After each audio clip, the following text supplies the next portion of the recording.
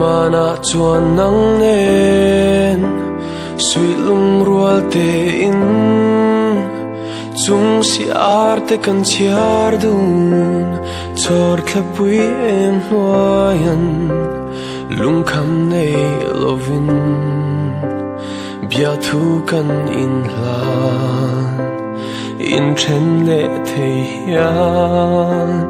tu nan ruat ngai lo tu na ero zong nun hlui mual liam nu thon thuan chang zo ta avamak ngai em shun nun her dan hi kaman phak love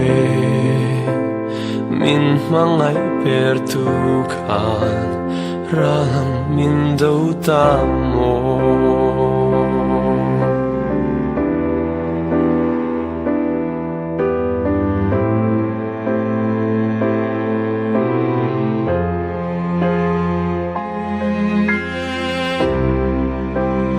du thu leng sa min tin kim don du nin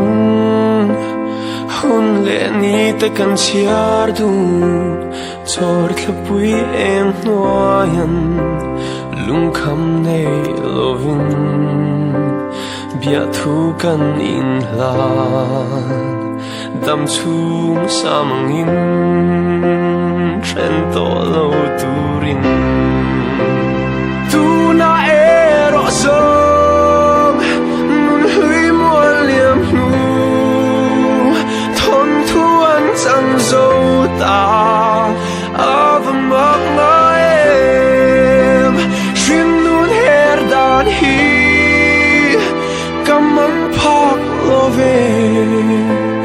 min mangai per tu khan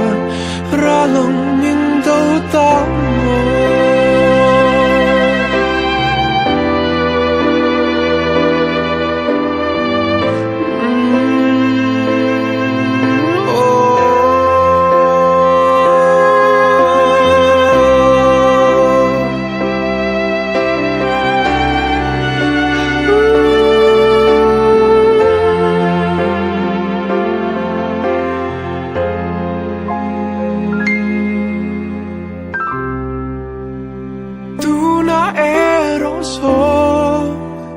nun hlui mual liam nu